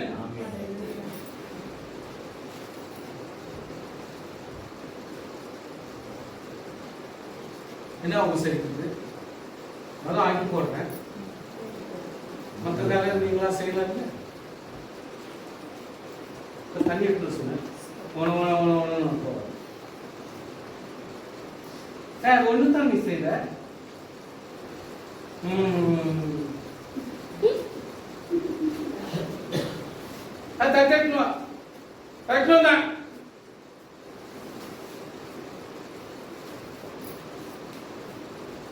என்ன குடும்பம் எப்படி சுபாவம்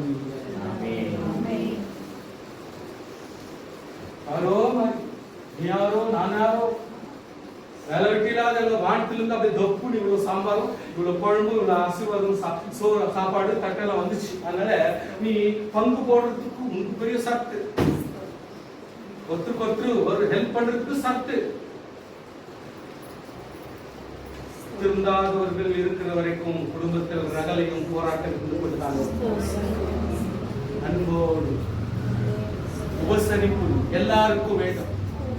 வீட்டுல இருக்கிற ஒரு அம்மாவுக்கு உபசரிப்பு வந்துட்டா குடும்பம் நடக்காது.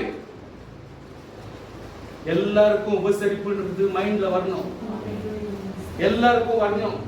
irrespective of category. நான் புருஷனா மனைவியா யாரு ஏவங்கன்றது பார்க்க கூடாது. வாலண்டியரா உபசரிப்பு இருக்க வேண்டும். இல்லாவிட்டால் சுபாவ அன்பு நம்ம இல்லாவிட்டால் பரலோகத்தில் எடுத்துக்கொள்ளப்படுறது யோசிக்க வேண்டிய அவசியமே இல்லை. you are totally rejected. வீட்டிலே சின்ன சின்ன காரியத்துக்கு நமக்கெல்லாம் தேரலன்னா பரலோகத்துல போய் எங்கிருந்து தேரும்? சின்ன சின்ன விஷயத்துல நம்மெல்லாம் எலிஜிபிலிட்டி வரலன்னா பரலோகத்துக்கு போறதுக்கு எலிஜிபிலிட்டி வராது. நீ நினைக்காத சோத்திரம் சோத்திரம் சோத்திரம் ஒரு நாளெல்லாம் உபவாசம் எடுத்துட்டு நீ பாட்டு ஜபத்துல உட்காந்துட்டா போட்டு கட்டி பாதாளத்துல போட்டுருவார் ஆண்டவர். நீ ஒரு டைப் ஆஃப் பிசாசுடைய ஆளு. குடிக்கிறவன் எப்படி ஆத்திரமா குடிச்சுக்கினே இருக்கிறானோ நீ அது போல ஆத்திரமாவே ஜெபம் பண்ணிருக்கிற. அவ்வளவுதான். எதுலயுமே யூஸ் இல்லாத ஜெபம் பண்ணிட்ட நீ. சில பேரு படி படி படி படின்னு 30 அதிகாரம் படிச்சுனே இருப்பாங்க. அதிகாரம் ரொம்ப அதிகாரமா படிச்சுருப்பாங்க. ஆனால் புத்தியே இருக்காது, ஞானமே இருக்காது. எப்படி நடந்துக்கணும் பிஹேவியரே தெரியாது. இவங்கெல்லாம் படிச்சு கூட பிரயோஜனம் இல்லை. இவங்கெல்லாம் ஆதிகள். ஒருத்தர் குடிக்கிறதுக்கு எப்படி ஆசைப்படுறானோ அதே மாதிரி நீயும் பைபிள் படிக்கிறதுக்கு ஆசைப்படுற. அவ்வளவுதான். அவன் எப்படி உண்டப்படுறானோ அதே மாதிரி தான் நீ உண்டப்படுற. அப்படியே பேலன்சிங் இல்ல. கிறிஸ்துவினுடைய அன்பை பகுத்தறியறதுக்கு நமக்கு ஞானம் இல்ல. So must be very careful. ஊக்கமான அன்புள்ளவராய் இருங்கள். அன்பு சகல பாவங்களை மூடு, முறுமுறுப்பு இல்லாமல் ஒரு உபசரியுங்கள். அவனவன் பெற்ற வரத்தின்படி நீங்கள் தேவனுடைய பற்பல கிருபைகளை ஈவுகளை பகிர்ந்து கொடுத்து நல்ல உக்கிரக்காரர் போல ஒருவருக்கு ஒருவர் உதவி செய்யுங்கள். ஒருவருக்கு ஒருவர் உதவி செய்யுங்கள். You should apply everywhere. எல்லா இடத்திலும் அதெல்லாம் உபயோகப்படுத்த வேண்டும். வீட்டிலே இருந்தாலும், நண்பர்களானாலும், குடும்பத்தில் ஆகிலும், தனிப்பட்ட லெவல் ஆகட்டும், உன்னுடைய ரூம்ல இருந்தாலும், எந்த இடத்துல இருந்தாலும் இந்த சுபாவ அந்த உபசரிப்புன்றது வரணும். வராவிட்டால் பாருங்க, சில பேர் படிச்சுட்டே இருப்பாங்க, போயிட்டே இருப்பாங்க. Nuisance people. They don't know how to keep in order. They don't know keep to இது வெச்சிருக்கிறதுக்கு என்ன 10 hour ஆயிப்போதா எல்லாம் வச்சு கொடுத்துக்கலாம். ஒரு கூடவே மாட்டேங்குது நீ பேசாத. இதெல்லாம் வச்சு கொடுத்துக்கலாம், எனக்கு டைமே இல்ல. நீ கூட அது லைஃப்ல never. If you make your life system, it will definitely come along. அது தானாவே கூட வரும். நீ எதையுமே பண்றதுக்கு இஷ்டம் இல்லை. நீங்க நான் நாளைக்கு தான் எல்லாத்தையும் பண்ணிக்க வேண்டாம். That's up to you. ஒருவன் போதித்தால் தேவனுடைய வாக்கியத்தின்படி போதிக்க கடவன். ஒருவன் உதவி செய்தால் தேவன் தந்தருளும் பலத்தின்படி செய்ய கடவன். எல்லாவற்றிலும் இயேசு கிறிஸ்து மூலமாய் தேவன் மகிமைப்படும்படிக்கே செய்வீர்களாக.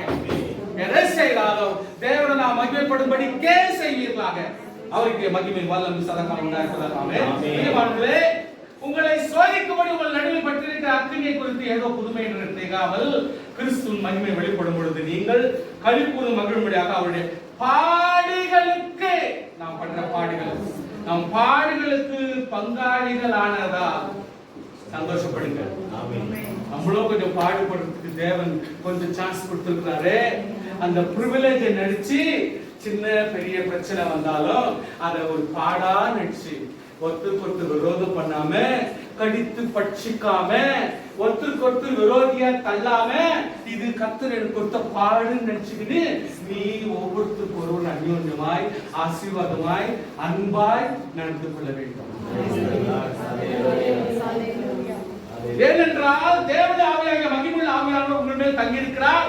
அவர்களாலே தூஷிக்கப்படுகிறார்கள். அவங்க அப்படி செய்யறாங்கன்னு சொல்லிட்டு தூஷிக்கிறீங்க தானே,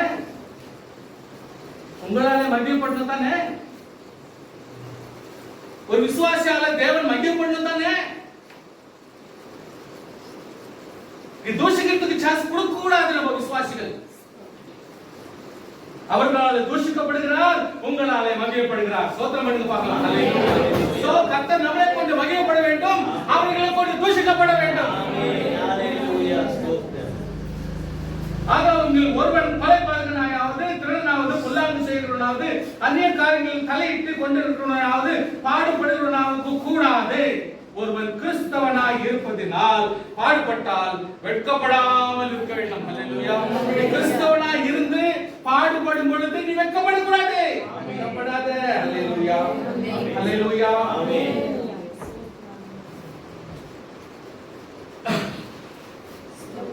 அது நிமித்தம் தேவனை மகிமைப்படுத்த கடவன். ஒரு பிரச்சனை வந்துச்சா எல்லாம் கவனிங்க. உலகத்துல ஏதோ ஒரு பிரச்சனை வருதுன்னு வச்சுக்கோங்க. God wants to teach something to them. ஏன் எடுத்துப்படாதீங்க. ஆமென். நல்லா இருந்தவங்க திடீர்னு ஏதோ ஒரு விரோதம் ஆயிட்டாங்க. கர்த்தர் ஏதோ ஒரு டீச் பண்றாரு. ஏன் எடுக்க மாட்டேங்கிறீங்க?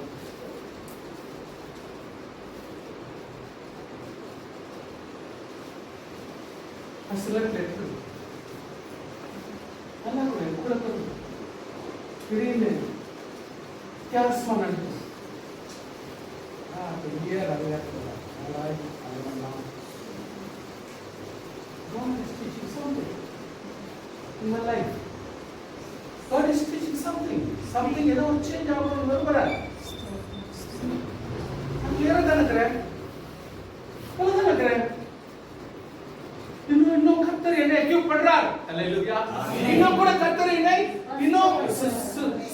சுத்திகரிக்க இன்னும் ஸ்ட்ராங்கா இருக்க. crucial situationல கூட நான் இன்னும் கரெக்ட்டா இருக்கணும் கர்த்தர் விரும்புகிறார். அதனால என்னை இன்னும் கடினமான சூழ்நிலை கொண்டு போறார். நீ நினைச்சதுக்காக அவங்க எடுத்துக்கிறாங்க. எங்க நீ வாழ முடியும்? ஒவ்வொரு நிமிஷமும் நீ ஒதுங்கி ஒதுங்கி வாழ வேண்டிய சூழ்நிலை வந்துடும். வாழ்க்கையே பிரச்சனையா மாறிடும், கன்ஃபியூஷனா இருக்கும். நீ என்ன பண்ணுவ? ஒதுங்கிடுவ. முடிஞ்ச அளவுக்கு எங்க பாரு தூரம் போயிடுவ. எங்க பாரு நீ குடும்பத்தை விட்டு தூரம் ஆயிடுவ. தனிப்பட்ட ஹஸ்பண்ட் விட்டு தூரம் ஆயிடுவ. கணவனை விட்டு தூரம் ஆயிடுவ. ஃப்ரெண்ட்ஸ் விட்டு தூரம் ஆயிடுவ. சபையை விட்டு தூரம் ஆயிடுவ. Be careful. God is teaching somebody. அதுக்காக கர்த்தர் பிசாசப்பட அந்த இடத்துல நிக்க வைக்க மாட்டார். தான் வீட்டுல இருக்கிற மூலமா டீச் பண்ணுவார். அவங்க சில நேரத்துல அப்நார்மல் நினைச்சுப்பாங்க. ஏன் நீ புரிஞ்சுக்கினே கர்த்தர் ஏதோ டீச் பண்றாருன்னு சொல்லிட்டு நீ புரிஞ்சுக்க கூடாது. நியாய தீர்ப்பு தேவனுடைய வீட்டிலே துவங்கும் காலமா இருக்கிறது. உலக பிரகாரம் மனுஷனுக்கு நியாயம் அப்புறம், ஆனால் கர்த்தருடைய பிள்ளைகளோட வீட்டுல நியாய தீர்ப்பு இப்பதான் ஸ்டார்ட் ஆயிடும். ஹல்லேலூயா. ஆமென். அதனால விசுவாசிகள் ரொம்ப ஜாக்கிரதையா இருக்கணும். ஏன்னா நியாய தீர்ப்பு நம்ம கிட்ட தான் ஸ்டார்ட் ஆகும். நியாய தீர்ப்புன்றது அவிசுவாசியை கூப்பிட்டு ஏன் நாங்க தப்பு பண்ணேன்னு சொல்லிட்டு ஒதுக்கிறதோ இல்ல நரகத்துக்கு அனுப்புறதோ கிடையாது. நியாய தீர்ப்புனா எங்க? விசுவாசிகள் விசுவாசியாக ஏன் இல்ல? விசுவாசிகள் ஏன் விசுவாசியாக இல்ல? அதுதான் ஃபர்ஸ்ட் நியாய தீர்ப்பு. ஸ்தோத்திரம். ஆமென். விசுவாசிகள் விசுவாசியா இருக்கணும். அதனால கர்த்தர் சொல்ற நியாய தீர்ப்பு தேவனுடைய வீட்டிலே துவங்கும் காலமா இருக்குது. முந்தி நம்மிடத்திலே அது துவங்கினால் தேவனுடைய சுவிசேஷத்துக்கு முடிவு என்னமா இருக்கும்? நம்மளுக்கே விசுவாசிக்கே டீச் பண்ண வேண்டிய நிலைமை. இவ்வளவு வருஷமா சொல்லிருக்கோம், இவ்வளவு வருஷமா டீச் பண்றோம்.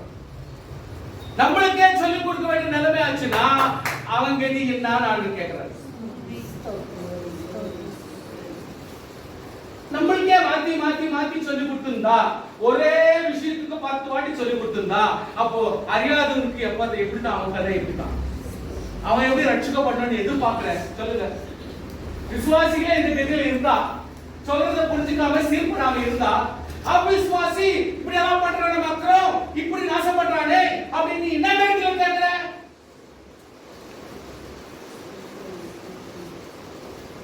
தேவனுடைய சுவிசேஷத்துக்கு கீழ்ப்படிய வேண்டிய முடிவு என்னமா இருக்கும்? நீதிமானே ரட்சிக்கப்படுவது அறிவால், ஆனால் சுடண்டா நீதிமானே ரட்சிக்கப்படுவது அரிதானால் பக்தி இல்லாதவனுடைய ஆவியும் எங்கே நிற்பான்? என்ன நிற்பான்? அவனை பார்த்து என்ன தப்பு பண்றாங்க, என்ன பண்ண மோசம் பண்ணிக்கிறாங்க, என்ன பண்றாங்க அப்படின்னு கேட்கறியே. பரிசுத்தமாக்குறமா, நீதியாக்குறமா, கர்த்தருக்கு நேர்மையாக்குறமா, குடும்பத்துல உண்மையாக்குறமா, நம்முடைய வாழ்க்கையில பரிசுத்தங்குதா, ஜபங்குதா, நமக்கு படிப்புல ஒரு இடங்குதா? Where is the education? ஒரு ஹிந்து வீட்ல அட்லீஸ்ட் ஒரு இது வீடாவது வைக்கிறான், ரூமாவது வைக்கிறான். கிறிஸ்தவ வீட்ல எங்க ஜெப வீடு வச்சுக்கிறீங்க? ஜெப வீடு வைக்க போட்டோ அட்லீஸ்ட் ஒரு வேத வசனத்தை படிக்கிறதுக்கோ கொள்றதுக்கோ ஒரு நல்ல ஒரு system of table, system of sitting எங்க இருக்கு? எல்லா வீட்லயும் போட்டோ அட்லீஸ்ட் செய்றோமா?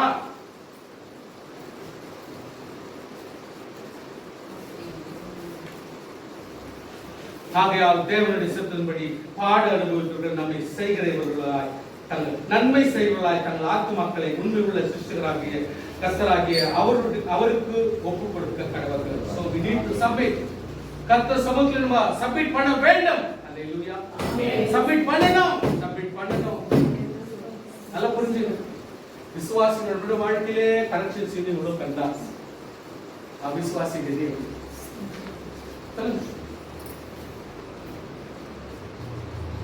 திருத்த முடியாது. நம்மளே திருத்த முடியாது, அவங்க திருத்த முடியாது. அவங்க கர்த்தர் வந்து நியாய தீர்ப்புன்றது ரொம்ப சுலபமா மாறிடும்.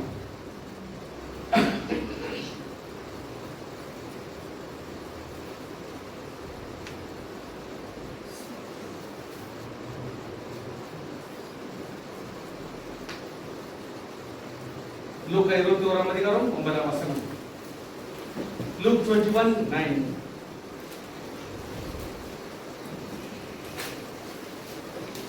யுத்தங்களையும் கலகங்களையும் குறித்து நீங்கள் கேள்விப்படும் பொழுது பயப்படாதீர்கள். இவர்கள் முன்னதாக சமைக்க வேண்டியதே, ஆனாலும் முடிவு உடனே வராது என்றார். அப்பொழுது அவர்கள் நோக்கி, ஜனத்துக்குள்ள ஜனமும் ராஜ்யத்துக்குள்ள ராஜ்யமும் பல இடங்களில் பூமி எதிர்த்து பஞ்சங்கள் கொள்ளை நோய்கள் உண்டாகும், வானத்தின் பயங்கரமான தோட்டங்களும் பெரிய அடையாளங்கள் உண்டாகும். இவையெல்லாம் நடப்பதற்கு முன்னே நாமத்து நிமித்தம் அவர்கள் உங்களை பிடித்து ஜபாலயங்களுக்குள் சிறைச்சாலைகளுக்குள் ஒப்பு கொடுத்து ராஜாக்கள் முன்பாக அதிபதிகள் முன்பாக உங்களை இழுத்து துன்பப்படுத்துவார்கள். ஆகையால் என்ன உத்தரவு சொல்ல வேண்டும் என்று கவலைப்படாதிருக்கும்படி உங்கள் மனதிலே நிர்ணயம் பண்ணிக்கொள்ளுங்கள். என்ன சொல்லணும்? பயப்படாதே. உங்களை விரோதிக்க ஒருவரும் எதிர் பேசவும் எதிர் நிற்கவும் கூடாத வாக்கை ஞானத்தை நான் உங்களுக்கு கொடுப்பேன். பெற்றோராலும் சகோதரராலும் பந்து ஜனங்களாலும் சிநேகிதராலும் காட்டி கொடுக்கப்படுவீர்கள்.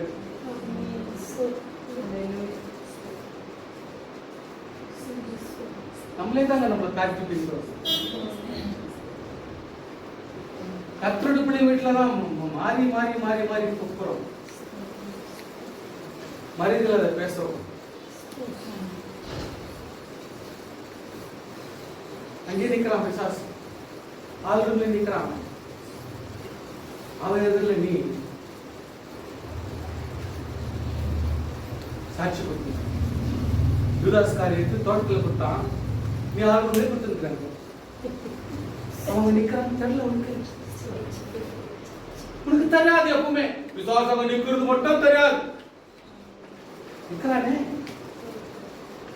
அங்கேயே நீ காட்டி கொடுக்குறியே, உன் மனைவியை காட்டி கொடுக்குற, பிள்ளைகளை காட்டி கொடுக்குற, எல்லாரையும் அங்கே காட்டி கொடுக்குற, உன் பெட்ரூம்ல புருஷனை காட்டி கொடுக்குறியே. பிசாசு அங்க தனக்குறான்.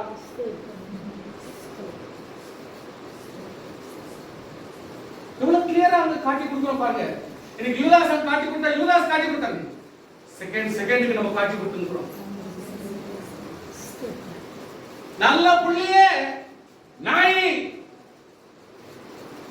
ஒரு நல்ல புள்ளியே கிருத. என்ன அருமையான காட்டி கொடுத்தது பத்தியா? போதவரு அப்படின்னு முத்தம் கொடுத்தான். இதுக்கு ரொம்ப கேவலமா இருக்குது நமக்கு. நம்ம நீ பெத்த புள்ளியே கழுத. ஆண்டவர் இப்பதான் சொன்னாங்க, அந்த அம்மா அவன் பெத்த புள்ள கழுதியா, அவங்க சாட்சி கொடுப்பாங்க. எல்லாமே நம்ம சீரியஸா எடுக்கிறதில்ல. பாஸ்டர் இன்னும் அவ்வளவு பரிசுத்தமா வாழ்ந்துமா, சுபாவம் பண்ணிக்காத, ஹேபிட் பண்ணிக்காத. ஸ்தோத்திரம், ஹல்லேலூயா. நீ ஹேபிட் பண்ணிக்காத, கொஞ்சம் கொஞ்சமா சேஞ்ச் ஆகு. நான் ஆகும், நீ ஆகும், யார் ஆகிலும் சேஞ்ச் ஆக வேண்டும். ஆமென்.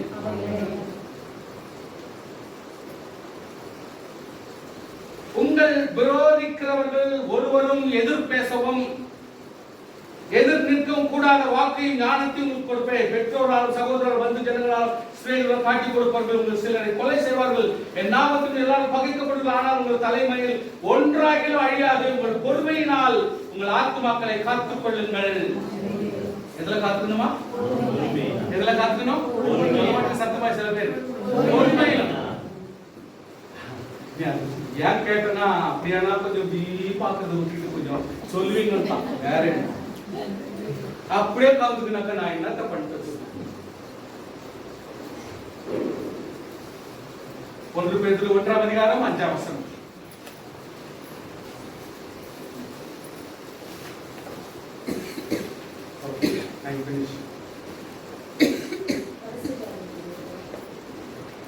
கடைசி காலத்திலே வெளிப்பட ஆயத்தமா இருக்கிற ரட்சிப்புக்கு ஏதுவாக விசுவாசத்தை கொண்டு தேவனுடைய பாலத்தினாலே காட்டி கொடுக்கப்பட்டிருக்கிற உங்களுக்கு, காக்கப்பட்டிருக்கிற உங்களுக்கு அந்த சுதந்திரம் பரலோகத்தில் வைக்கப்பட்டிருக்கிறது. இதிலே நீங்கள் மிகவும் சந்தோஷப்படுகிறீர்கள்.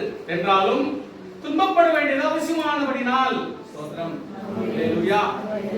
இப்பொழுது கொஞ்ச காலம் பலவிதமான சோதனைகளால் துக்கப்படுகிறீர்கள். அழிந்து போகிற பொன் அக்கினியால் சோதிக்கப்படும். அதை பார்க்கல அதிக வெளியேறப்பட்ட உங்கள் விசுவாசம். ஸ்தோத்திரம் மட்டும் பார்க்கலாம். ஹல்லேலூயா, ஹல்லேலூயா. அதை பார்க்கலாம் வெளியேறப்பட்ட உங்கள் விசுவாசம்னா கோல்டு சில்வரை பீட் பண்ணிட்டோம். ஸ்தோத்திரம். ஸ்தோத்திரம். ஹalleluya. ஒரு சிலரை வெயிட் பண்ணிட்டோம். இயேசு கிறிஸ்து வெளிப்படும் பொழுது உங்களுக்கு புகழ்ச்சியும் கனமும் மகிமையும் உண்டாக காணப்படும். அவரை நீங்கள் காணாமல் இருந்தவர்கள் அன்பு கூறுங்கள். இப்பொழுது அவர் தரிசாமல் இருந்தவர்கள் விசுவாசம் வைத்து சொல்லும்படியால் மகிழ்நாள் நிரந்தரமாக சந்தோஷமான களிப்புடன் உங்கள் விசுவாசத்தின் பலனால் ஆத்தும ரட்சிப்பை அடைகிறீர்கள். கர்த்தர் தானியேல் சொல்றாரு, தானியேல் 12:13 லாஸ்ட் வசனம். அப்போது உங்க மன சமாதானம் பார்க்கலாம். லாஸ்ட் வசனம் தானியேல் 12:13. தானியேலும் அந்நேரம் நீயோ வென்றால் முடிவு வரும் மட்டும் போய் இரு, நிலை பாரிக்கொண்டிருந்து நாட்களின் முடிவிலே உன் சுதந்திர விதத்தை எழுந்திருப்பாய். கர்த்தருடைய பிள்ளைகளே ஆயத்தப்பட வேண்டும், ஆயத்தமாக வேண்டும். இந்த ஃபார்முலாஸ் நான் சொல்லிட்டேன். என்ன டவுட் இருந்தா நீங்க கேட்கலாம். நான் வேண்டதா வாட்ஸ்அப்ல எழுதி அனுப்புறேன். வசனத்துக்கு வேணும் டவுட் இருந்தா எல்லாம் எழுதிக்கல. இது நிச்சயமா நமக்கு எல்லாம் தேவை. நம்ம எல்லாம் தெரிஞ்சுக்கணும். வாலிபர்களும் யாரா இருந்தாலும் we need to be very careful. ஆயத்தப்படணும், ஃபார்முலாஸ் தெரிஞ்சுக்கணும். டைலர் சொல்றார், அது காமாய் ஒன்னும் பதற்றப்படாது. கழுப்படிறவங்க பதற்றப்பட மாட்டாங்க. கழுப்படியாதவங்க அமலே பண்ணுவாங்க. கழுப்படிறவங்க ஒன்னும் பேச மாட்டாங்க. கழுப்படிலாம் பார்த்துப்போம். கழுப்படியாதவங்கள பிடிக்க முடியாது. அவங்களோட இவங்க தான் ஓவர் ஆயிடுவாங்க. இலைப்பாரி கொண்டிருக்கு நாட்கள் முடியல. உன் சுதந்திர விதத்தை கர்த்தருக்கு என்ன கொடுக்கணும் அதை கரெக்டா கொடுப்பாங்க.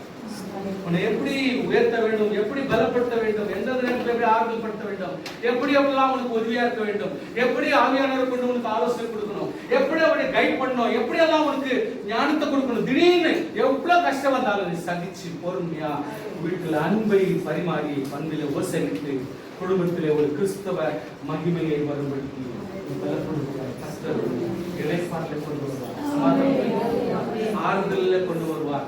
நிம்மதியாக இயேசு வருகையிலே போட்டோம். இவ்வளவு நாள் பண்ணது போதும், இவ்வளவு நாள் வாழ்ந்தது போதும், இனிமேல் கொஞ்சம் ஜெனியூன் லைஃப்ல வந்துட்டோம்னா நம்ம கர்த்தருக்குள் எடுத்துக்கொண்ட தேவன் மோசடி தான். எப்படி பார்த்தாலும் இந்த உலகம் மோசடி தான். சாப்பிட வேணான்னு சொல்ல, உடுத்த வேணான்னு சொல்ல, அனுபவிக்க வேணான்னு கர்த்தர் சொல்ல. ஆனா மிஸ்டேக்ஸ் பண்ணாத நீ வாழ்ந்துக்கோன்றாங்க. அதுக்கு போயிட்டு நம்ம எல்லாரும் ஓவரா சீன் போட்டா எப்படி? கர்த்தருடைய பிள்ளைகள் கொஞ்சம் அளந்து வாசித்துக்கலாம். எப்படி இருந்தாலும் உலகம் மோசடி தான், எப்படி இருந்தாலும் நாசம் தான், எப்படி இருந்தாலும் உலகம் உள்ள நேற்றுக்காது. இங்கே நியாயம் வரலையே, அங்க எங்க நியாயம் வரும்? விசுவாசி மத்தியிலே நியாயம் பேசலையே, அவிசுவாசிங்க போய் உன்னை எப்படி ஏற்றுவாங்க?